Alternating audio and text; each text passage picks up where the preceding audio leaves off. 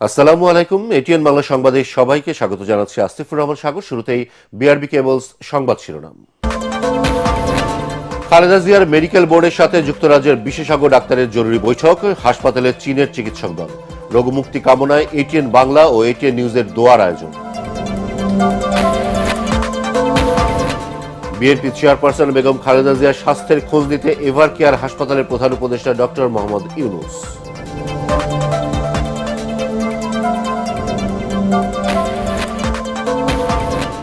গুমের মামলার শুনানিতে গ্রেফতার সেনা কর্মকর্তাদের অন্যান্য আসামিদের মতোই সশরীরে আদালতে হাজির হতে হবে ট্রাইব্যুনাল।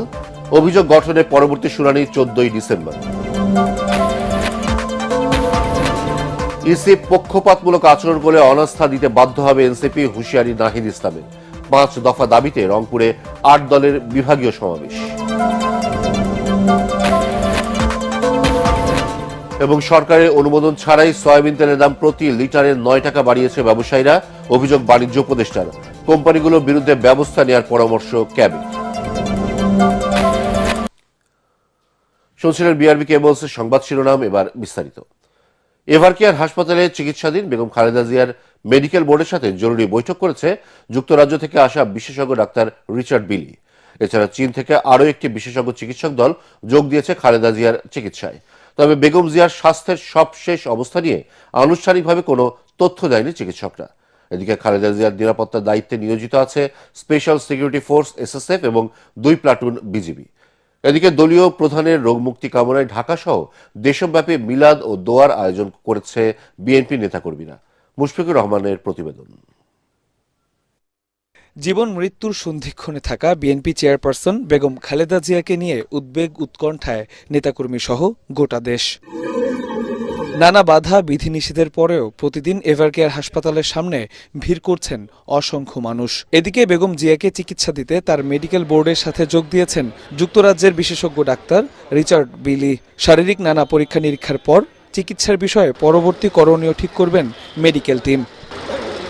3 বারের সাবেক প্রধানমন্ত্রী বেগম খালেদা জিয়াকে বিশেষ গুরুত্বপূর্ণ ব্যক্তি ঘোষণার পর তার নিরাপত্তা বিধানে এভার কেয়ার হাসপাতালে দায়িত্ব পালন করছে স্পেশাল সিকিউরিটি ফোর্স এসএসএফ। বুধবার মোতায়েন করা হয়েছে 2 প্লাটুন বিজিবিও। এদিকে বেগম জিয়ার রোগমুক্তি কামনায় বিএনপির নেতাকর্মীদের আয়োজনে সারা দেশে মিলাদ মাহফিল, দান সদকা ও দোয়া অব্যাহত রয়েছে। রাজধানীর নয়াপল্টনে কেন্দ্রীয় কার্যালয়ের সামনে কৃষক দলের আয়োজনে দোয়া মাহফিলে দেশবাসীর দোয়ায় বেগম খালেদা জিয়া দ্রুত সুস্থ হয়ে আবারও দেশের অগ্রযাত্রায় নেতৃত্ব দেবেন বলে আশা প্রকাশ করেন দলের মুখপাত্র রুহুল কবির রিজভী। দেশ বিদেশের চিকিৎসকরা ছুটে আসছেন। আজকে দেশ বিদেশের বিভিন্ন রাষ্ট্রনায়করা, সরকার প্রধানরা তার সুস্থতার জন্য সেখান থেকে বার্তা দিচ্ছেন। আজকে দেশের সর্বস্তরের মানুষ, সরকার প্রত্যেকে তার সুস্থতার জন্য দাবি করছেন। নিশ্চয়ই একটি জাতির সকল মানুষ যখন আল্লাহর দরবারে মোনাজাত করে কোনো কিছুর জন্য, আল্লাহ সেটা কবুল করেন, আল্লাহ সেটা কবুল করেন। অন্যদিকে ভাসানী মিলনায়তনে দলীয় প্রধানের রোগমুক্তি কামনায় দোয়া মাহফিলে বিএনপির স্থায়ী কমিটির সদস্য ডক্টর মঈন খান বলেন, স্বৈরাচারের রক্তচক্ষু উপেক্ষা করে বেগম জিয়া জনগণের অধিকার আদায়ে সংগ্রাম করে গেছেন। তাই গোটা জাতি আজ তার জন্য উৎকণ্ঠায়। স্বৈরাচার আওয়ামী লীগ বিদায়ের পরে যখন তিনি কারামুক্ত হয়েছেন, তারপরেও তার শরীর কিন্তু ভেঙে গিয়েছিল। তার উপরে যে জুলুম, নির্যাতন, অত্যাচার, কারাগারে আমরা তাকে দেখতে গিয়েছি, তিনি কখনো ভেঙে পড়েননি। কোনো অন্যায়ের কাছে কোনোদিন তিনি মাথা নত করেন নাই। বেগম জিয়ার অসুস্থতা নিয়ে কোনো ধরনের গুজব, অপতথ্য থেকে সতর্ক থাকতে সবার প্রতি আহ্বান জানান বিএনপির সিনিয়র নেতারা। Mushfiqur Rahman, ATN Bangla, Dhaka. BNP chairperson Begum Khaleda জিয়ার স্বাস্থ্যের খোঁজ খবর নিতে এভার কেয়ার হাসপাতালে যান প্রধান উপদেষ্টা ডক্টর মোহাম্মদ ইউনুস। সন্ধ্যা 7টার পরপরই হাসপাতালে পৌঁছান তিনি। প্রায় 24 মিনিট হাসপাতালে থেকে খালেদা জিয়ার চিকিৎসার খোঁজ খবর নেন তিনি। এর আগে গত মঙ্গলবার রাতে এভার কেয়ার হাসপাতালে যান সেনাবাহিনীর প্রধান জেনারেল ওয়াকারুজ্জামান, নৌবাহিনীর প্রধান অ্যাডমিরাল মোহাম্মদ নাজমুল হাসান ও বিমান বাহিনীর প্রধান air chief marshal Hasan Mahmud Khan. এ সময় খালেদা জিয়ার স্বাস্থ্যের খোঁজ খবর নেন তারা। একই দিনে রাতে জামায়াত ইসলামীর আমির ডাক্তার শফিকুর রহমানও এভার কেয়ার হাসপাতালে গিয়ে সাবেক প্রধানমন্ত্রীর স্বাস্থ্যের খোঁজ নেন।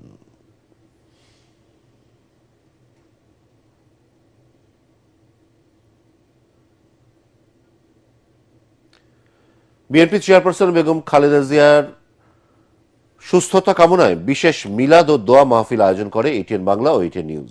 এ সময় বেগম জিয়ার দ্রুত সুস্থতা কামনা করা হয়।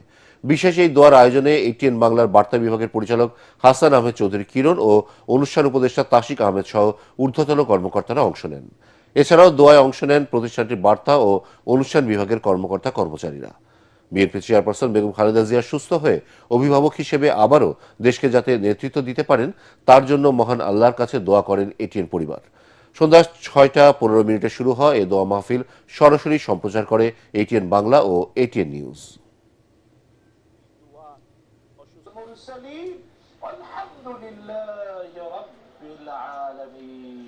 আজকের আমাদের এই দোয়া বেগম খালেদা জিয়ার জন্য। আল্লাহ তাআলা তুমি তাকে সুস্থ করে দাও, তুমি তাকে দীর্ঘ সুস্থ জীবনে ধন্য করে দাও। এই জাতির জন্য তার বড় প্রয়োজন। আজকের এই সময়ে লক্ষ কোটি কোটি জনতা হৃদয় থেকে তাকে ভালোবাসে। আল্লাহ তাআলা কোটি কোটি জনতা যাকে ভালোবাসে তা তোমার ভালোবাসার প্রমাণ। তুমি তোমার এই বান্দিকে সুস্থতার নিয়ামতে ধন্য করে দাও, তুমি তাকে পূর্ণ সুস্থতা দাও। ফেব্রুয়ারির নির্বাচন ঐতিহাসিক ও উৎসবমুখর করতে সশস্ত্র বাহিনী বড় ভূমিকা রাখবে বলে আশা প্রকাশ করেছেন প্রধান উপদেষ্টা ডক্টর মোহাম্মদ ইউনূস। মিরপুর সেনানিবাসের ন্যাশনাল ডিফেন্স ফোর্স ও আর্মড ফোর্সেস ওয়ার কোর্সের সমাপনী অনুষ্ঠানে তিনি এই আশা প্রকাশ করেন। দেশের উন্নয়ন ও জাতীয় স্বার্থ রক্ষায় নিজেদের জ্ঞান ও প্রজ্ঞার সর্বোচ্চ প্রয়োগ নিশ্চিত করতে সশস্ত্র বাহিনীর সদস্যদের প্রতি আহ্বান জানান প্রধান উপদেষ্টা। বিস্তারিত জানাচ্ছেন ইকরামুল হক সায়েম। মিরপুর সেনানিবাসে ন্যাশনাল ডিফেন্স কোর্স ও আর্মড ফোর্সেস ওয়ার কোর্স সম্পন্নকারী সশস্ত্র বাহিনীর সদস্যদের হাতে সনদ তুলে দেন প্রধান উপদেষ্টা ডক্টর মোহাম্মদ ইউনূস। এবছর 96 জন কর্মকর্তা কোর্সে অংশ নেন। এর মধ্যে সামরিক বেসামরিক কর্মকর্তা ছাড়াও ভ্রাতৃপ্রতিম 18 দেশের সদস্য রয়েছেন। সফলভাবে কোর্স সম্পন্নকারীদের অভিনন্দন জানান প্রধান উপদেষ্টা। The National Defense College was established with a clear vision to cultivate leaders who can navigate the complex and ever-evolving geopolitical landscape. In an era where the economic center of gravity is shifting towards Asia, Bangladesh occupies a strategic position that offers immense opportunities. আশা করেন বছরব্যাপী নিষ্ঠা ও অধ্যাবসায়ের মাধ্যমে অর্জিত জ্ঞান ও অভিজ্ঞতা জাতীয় উন্নয়ন নীতি প্রণয়ন এবং কৌশলগত সিদ্ধান্ত গ্রহণে কার্যকর ভূমিকা রাখবে। Your continuous efforts during national crises such as natural disasters, political unrest, and pandemics demonstrate your readiness to respond and your unwavering dedication to the well-being of our citizens. এ সময় আগামী জাতীয় সংসদ নির্বাচন আয়োজনে সশস্ত্র বাহিনীর সদস্যদের সঠিক ভূমিকার গুরুত্ব তুলে ধরেন প্রধান উপদেষ্টা। Still, you have to play a very historical role very soon in our national election and referendum in coming February, to make it not only a historical landmark, also a peaceful and festive. Make it a festive occasion for all voters who turn out to vote, and the nation will remember with pride. They really had a historical occasion to turn the country around. Doctor Yunus আশা করেন অতীতের মতো আগামীতেও national defence course ও armed forces war course Bangladesh ও ভ্রাতৃপ্রতিম দেশগুলোর মধ্যে বন্ধুত্ব ও সহযোগিতার বন্ধন আরও সুদৃঢ় করবে। ইকরামুল হক সায়েম, এটিএন বাংলা, ঢাকা। ইসি নির্বাচন অনুষ্ঠানে পক্ষপাতমূলক আচরণ করলে এনসিপি অনাস্থা দেবে বলে জানিয়েছেন দলটির আহ্বায়ক নাহিদ ইসলাম। তিনি বলেন, রাজনৈতিক স্থিতিশীলতা বিবেচনায় নিয়ে নির্বাচনের তফসিল ঘোষণা করতে হবে। আগারগাঁওয়ের নির্বাচন ভবনে সিইসির সাথে সাক্ষাৎ করে দলের নিবন্ধন সনদ নেওয়ার পর সাংবাদিকদের তিনি এসব কথা বলেন। নির্বাচনকে সামনে রেখে সম্প্রতি দেশব্যাপী ডিসি-এসপি বদলিতে রাজনৈতিক প্রভাব থাকতে পারে বলেও মন্তব্য করেন তিনি। বিস্তারিত জানাচ্ছেন সৈয়দ রিয়াজ। গণভোট, তফসিল, নির্বাচনী প্রতীক এবং দলের নিবন্ধন সনদ গ্রহণের বিষয়ে প্রধান নির্বাচন কমিশনার এএমএম নাসির উদ্দিনের সাথে সাক্ষাৎ করেন জাতীয় নাগরিক পার্টি এনসিপির একটি প্রতিনিধি দল। সাক্ষাৎ শেষে দলটির আহ্বায়ক ও মুখ্য সমন্বয়ক সাংবাদিকদের সাথে কথা বলেন। আদালতকে ব্যবহার করে একটি দল কয়েকটি ছোট দলকে সাথে নিয়ে সরকারের সংস্কার কাজকে ব্যাহত করার ষড়যন্ত্রে মেতেছে বলে অভিযোগ করেন তারা। কোর্ট পাড়া গুন্ডাতন্ত্র চলছে, এবং সেখানে কোর্টের গাড়ে বন্দুক রেখে নির্বাচন কমিশনকে একটি বাধ্য করার ষড়যন্ত্র চলছে, যে ছোট ছোট যে পার্টিগুলো রয়েছে সেগুলোকে পকেটস্থ করা, বহুদলীয় যে গণতন্ত্র রয়েছে সেটাকে হত্যা করার। আমরা বাংলাদেশে গণতন্ত্র প্রক্রিয়াকে এগিয়ে নিতে চাই, বহুদলীয় গণতন্ত্রে আমরা সুস্পষ্ট করতে চাই এবং শত শত ফুল আমরা ফুটতে দিতে চাই, আমরা একটি ফুলকে চাই না। প্রত্যেক দলের স্ব প্রতীকে নির্বাচন করার বিধানকে স্বাগত জানিয়ে এনসিপির আহ্বায়ক নাহিদ ইসলাম বলেন, নির্বাচনে কালো টাকার দৌরাত্ম্য নিয়ন্ত্রণের পাশাপাশি লেভেল প্লেয়িং ফিল্ড নিশ্চিত করা জরুরি। বিদ্যমান যে রাজনৈতিক পরিস্থিতি, সেই পরিস্থিতি বিবেচনায় রেখেই তারা যাতে তফসিলের ঘোষণাটি দেয়। যথাযথ পরিবেশে সুষ্ঠু একটা নির্বাচন যাতে হতে পারে সেটা আমাদের প্রত্যাশা থাকবে। সেক্ষেত্রে আমরা সর্বাত্মকভাবে সহযোগিতা করব। তবে যদি নির্বাচন কমিশনের আমরা দেখি যে তারা পক্ষপাতিত্বমূলক আচরণ করতেছে, আমরা বিভিন্ন সময় দেখেছি, এর আগে আমরা বলেছি সুস্পষ্টভাবে, এটা যদি তারা ভবিষ্যতে করে সেক্ষেত্রে নির্বাচন কমিশনের প্রতি আমরা সম্পূর্ণ অনাস্থা দিতে বাধ্য এবং তাদের বিরুদ্ধে কিন্তু আমাদের তখন কঠোর ব্যবস্থা নিতে হবে। এদিকে ত্রয়োদশ জাতীয় সংসদ নির্বাচন উপলক্ষে সাংবাদিকদের এক প্রশিক্ষণ কর্মশালায় নির্বাচন কমিশনার অবসরপ্রাপ্ত ব্রিগেডিয়ার জেনারেল আবুল ফজল মোহাম্মদ সানাউল্লাহ বলেন, দেশ কোন দিকে যাচ্ছে তা নির্ভর করছে আগামী নির্বাচনের উপর। আগামীতে আমরা কি ধরনের দেশ দেখতে চাই, আমাদের গণতান্ত্রিক পথযাত্রা কেমন হবে, তার একটা tone setting, course setting event হতে যাচ্ছে ফেব্রুয়ারি 2026-এর নির্বাচন। এ সময় তিনি আরো বলেন, দেশ ও জনগণের স্বার্থে আগামীতে একটি ভালো নির্বাচনের কোনো বিকল্প নেই। সৈয়দ রিয়াজ, এটিএন বাংলা, ঢাকা।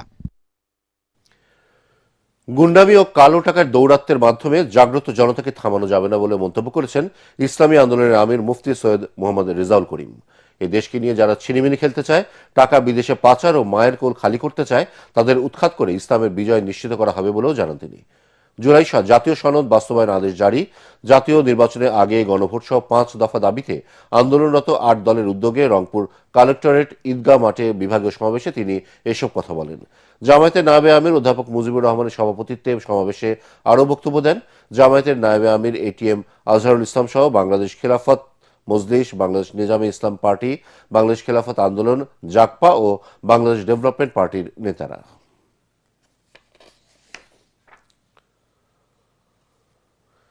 সরকারের অনুমোদন ছাড়াই সয়াবিন তেলের দাম প্রতি লিটারে 9 টাকা বাড়িয়েছে রিফাইনারি কোম্পানিগুলো। একে আইনের লঙ্ঘন বলছেন বাণিজ্য উপদেষ্টা শেখ বশির উদ্দিন আহমদ। কোম্পানিগুলোর বিরুদ্ধে ব্যবস্থা নেওয়ার হুঁশিয়ারি দেন তিনি। এদিকে তেলের দাম বাড়তিতে ভোক্তাদের উপর চাপ আরও বাড়বে বলে মনে করছেন ক্যাবের সভাপতি AHM শফিকুজ্জামান। বেআইনি কাজের জন্য কোম্পানিগুলোর বিরুদ্ধে ব্যবস্থা নেওয়ার পরামর্শ তার। রিপোর্টে জানাচ্ছেন মাহবুব কবির চপুল। সয়াবিন তেলের দাম বাড়াতে গত 10 নভেম্বর সরকারকে চিঠি দেয় Bangladesh vegetable oil refiners and Vanaspati manufacturers association. এতে প্রতি লিটারে 10 টাকা বাড়ানোর প্রস্তাব দেয় কোম্পানিগুলো, কিন্তু সরকার তাতে সম্মত না হওয়ায় নিজেরাই লিটারে 9 টাকা বাড়িয়ে বাজারে ছেড়েছে। এতে হতবাক ডিলার ও ক্রেতারা। তেলের দাম বাড়বে এটা তো আমরা বুঝেই উঠতে পারি। আপনারা জিজ্ঞেস করেন নিজে? জিজ্ঞেস করছি, বাড়তি আমাকে লস হয়, বাড়তি রেট। আমাদের ইনকাম তো আর বাড়ে নাই, অথচ সরকার এদিকে কোনো নজর না দিয়ে তার জিনিসের বিভিন্ন তার দাম বাড়াচ্ছে ধাপে ধাপে। বাণিজ্য উপদেষ্টা বলছেন, সয়াবিন তেলের দাম বাড়ানোর বিষয়ে কিছুই জানে না সরকার। না, আমাদের কোনো সম্মতি নেই। যে কর্মকাণ্ডটা ওনারা করেছেন এর কোনো আইনগত ভিত্তি নেই। ব্যবসায়ীরা এত পাওয়ারফুল হয়ে গেল, মন্ত্রণালয়কে পাশ কাটিয়ে তেলের দাম বাড়িয়ে বাজারে দাম বাড়ছে। একটু ব্যবসায়ীদেরকে প্রশ্ন করেন। আমরা আমাদের পদক্ষেপগুলো তো নিব, আমরা তো আলোচনায় বসছি। এটা তো আর মানে মার্কেটে যে তরল নিয়ে যুদ্ধ করার জিনিস না।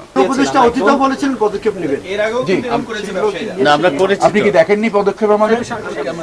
বাজারে যে দাম বাড়িয়েছিল এবং যেটার সাথে আমরা একমত পোষণ করি নেই, দাম তো বাড়েনি। এই সরকারের থেকে কি ব্যবসায়ীরা বেশি পাওয়ারফুল হয়ে গেল? ওনারা দেখেন, আপনার এই ধরনের প্রশ্নের মানে উত্তেজক এবং ধারণাবশত প্রশ্ন। বিশ্ববাজারে ভোজ্য তেলের দাম কমলেও বাংলাদেশে ঠিক তার উল্টো ইচ্ছে মতো দাম বাড়িয়ে দিয়েছে কোম্পানিগুলো। এর ফলে বছর শেষে ভোক্তাদের উপর চাপ আরও বাড়বে বলে মনে করা হচ্ছে। অত্যাবশ্যকীয় পণ্য আইনে বলা আছে, এর তালিকাভুক্ত পণ্যগুলোর দাম বাড়াতে সরকারের অনুমোদন লাগবে। এটা না মানলে 3 বছর জেল কিংবা 10 লাখ টাকা জরিমানা করা হবে। ব্যবসায়ীদের ভয় না করে আইন অনুযায়ী ব্যবস্থা নেওয়ার পরামর্শ ভোক্তা অধিকার নিয়ে কাজ করা সংগঠন ক্যাবের।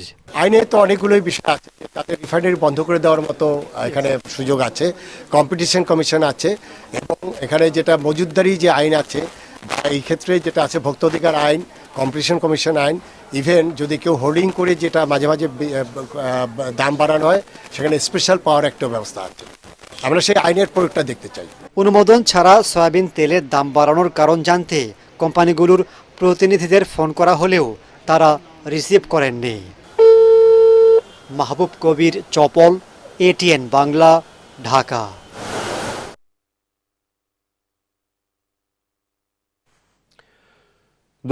সালের মধ্যে $5 মিলিয়ন চিংড়ি রপ্তানি লক্ষ্যমাত্রা বাংলাদেশ ফ্রোজেন ফুডস এক্সপোর্টার্স অ্যাসোসিয়েশনের।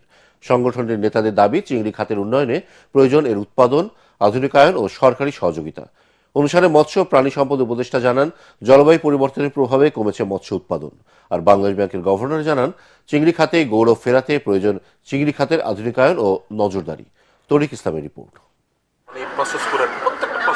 বাংলাদেশের উৎপাদিত চিংড়ি শিল্প খাত, যাকে ডাকা হয় সাদা সোনা নামে, অথচ অর্থকারী এ সাদা সোনা ক্রমশ হারাচ্ছে তার উৎপাদন সক্ষমতা ও অর্থনৈতিক বাজার।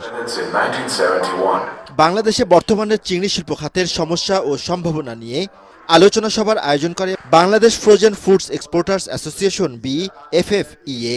এ সময় চিংড়ি শিল্প খাতের সমস্যা ও সম্ভাবনার কথা তুলে ধরেন এ খাতের ব্যবসায়ীরা। আমি অনেক প্রস্তাবনা দিয়েছিলাম, কিন্তু প্রস্তাবনাগুলা বাংলাদেশের যে রেড ট্যাপ বাইন্ডিং আছে, লাল ফিতার দৌরত্ব, সে ফাইল বুদ্ধি হয়ে উপরে থাকে। কারণ আমরা যারা শিল্পপতি আছি, আমাদের সম্পর্কে রাষ্ট্রের যে ব্যুরোক্রেসি আছে, সেই ব্যুরোক্রেসির অনেক ডিফারেন্স। যথাযথ নীতিগত সহায়তা, উন্নত অর্থায়ন, আধুনিক উৎপাদন ব্যবস্থা এবং শক্তিশালী বায়োসিকিউরিটি নিশ্চিত করতে পারলে আমরা শুধু এই শিল্পকে পুনরুজ্জীবিত করতে পারবো না, একে এক নতুন উচ্চতায় নিয়ে যেতে পারবো। Interest rate is very high. এই রেটে লোনে ব্যবসা করা খুবই কঠিন। যারা ব্যবসা করে, I think they actually feel the pain. অনুষ্ঠানের বিশেষ অতিথি গভর্নর আহসান এইস মনসুর জানান, চিংড়ির উৎপাদন সক্ষমতা বাড়াতে হবে। Credit expansion is not the only solution. Yes, it may be a part of the solution, but part of the solution of a strategic intervention, not just simply pumping money. That's not going to help it. We have to do it the right way as part of an overall strategy, and then inject targeted credit expansion for those who can deliver on the productivity on the export side. আর চিংড়ি ব্যবসায়ী ও কৃষকদের সহায়তায় সরকারি সহযোগিতার কথা জানান মৎস্য ও প্রাণী সম্পদ উপদেষ্টা। শ্রিম্পের ক্ষেত্রেও আমাদেরকে যেগুলো করার, আমি মনে করি সেটা আপনারা সেমি ইন্টেন্সিভ করবেন না ইন্টেন্সিভ করবেন, কারণ হরাইজন্টালি শুধু যদি জমি বাড়ানো হয় তাতে কিন্তু আমার মনে হয় না যে সমাধান হবে। আমরা জমির বেটার ইউজটা কি করে করতে পারি সেটা আমি বলবো। দীর্ঘমেয়াদী পরিকল্পনা ও নীতি সহায়তার মাধ্যমে চিংড়িকে অর্থকারী ফসলে ফেরানো সম্ভব বলে জানান বক্তারা। তরিক ইসলাম, এটিএন বাংলা, ঢাকা। এখন দেখবেন সালাম স্টিল ভোটের গাড়ি।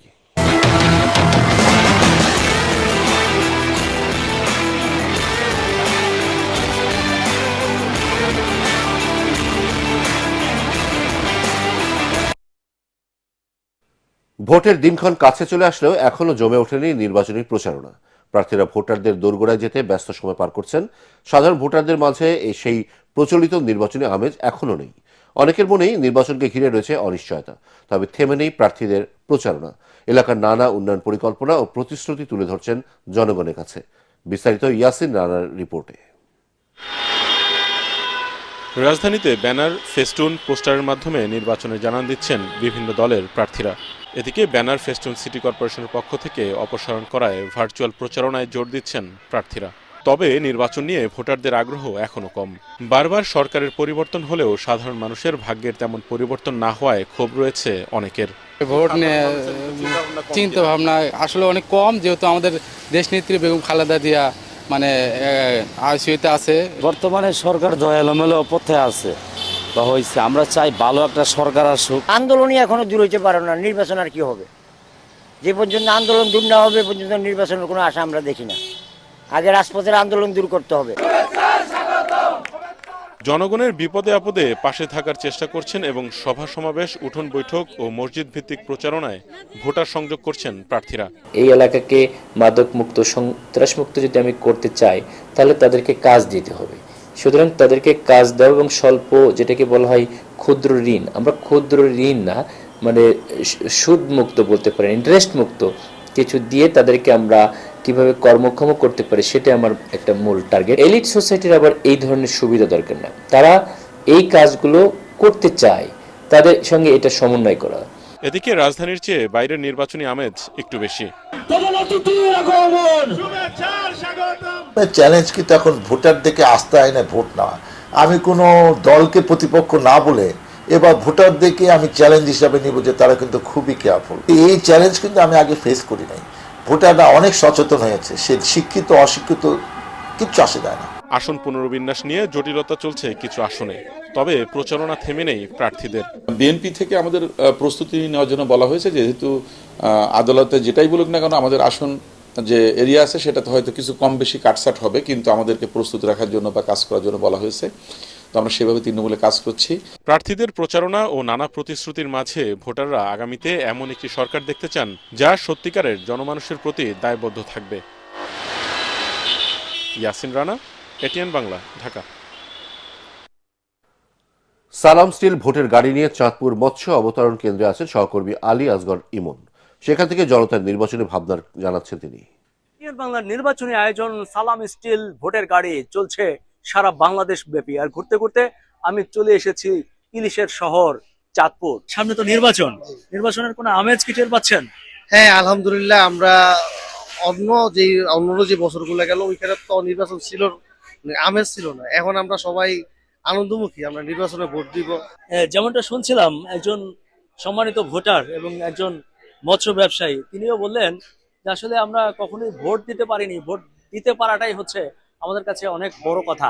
ক্ষমতায় যেই আসুক না কেন দেশটা শান্তিতে চলুক এবং আমরা যাতে নির্বিঘ্নে ভোট দিতে পারি, এটাই প্রত্যাশা, আর কোনো প্রত্যাশা নেই। দর্শক, আমরা ভোটের গাড়ি নিয়ে চলে যাব আপনার এলাকায় অন্য কোনো সময়। সে পর্যন্ত আমাদের সাথেই থাকুন। সালাম স্টিল ভোটের গাড়ি এবং এটিএন বাংলার সাথে থাকুন। এবারে জানিয়ে দেব সন্ধানী লাইফ ইন্স্যুরেন্স আন্তর্জাতিক সংবাদ।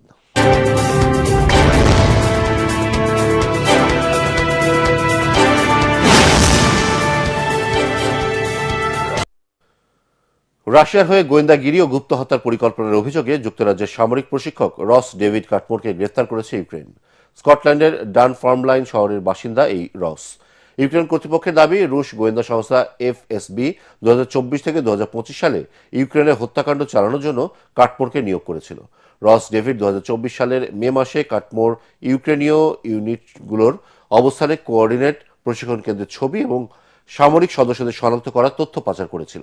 কাটমোর এর আগে ব্রিটিশ সেনাবাহিনীর হয়ে মধ্যপ্রাচ্যে দায়িত্ব পালন করেন। দোষী সাব্যস্ত হলে কাটমোরের সর্বোচ্চ 12 বছরের কারাদণ্ড হতে পারে। এবারে জানিয়ে দেব খেলার খবর।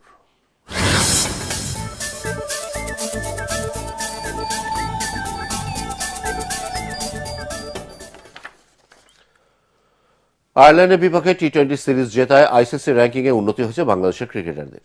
সাপ্তাহিক হালনাগাদ র্যাঙ্কিংয়ে বড় লাভ দিয়েছেন ওপেনার পারভেজ হোসেন ইমন।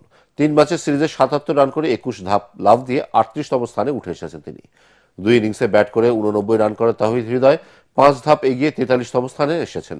আর বোলারদের র্যাঙ্কিংয়ে 2 ধাপ এগিয়ে 8ম স্থানে আছেন মুস্তাফিজুর রহমান। স্পিনার মেহেদী হাসান 14তম এবং রিশাদ হোসেন 19তম স্থানে উঠে এসেছেন।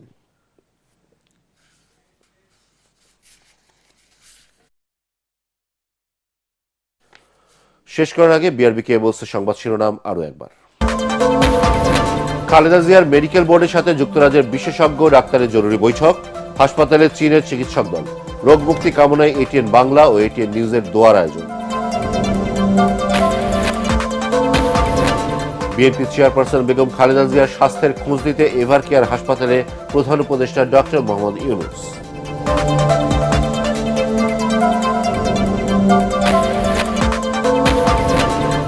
গুমের মামলা শুনানিতে গ্রেফতার সেনা কর্মকর্তাদের অন্যান্য আসামিদের মতোই সশরীরে আদালতে হাজির হতে হবে ট্রাইব্যুনাল।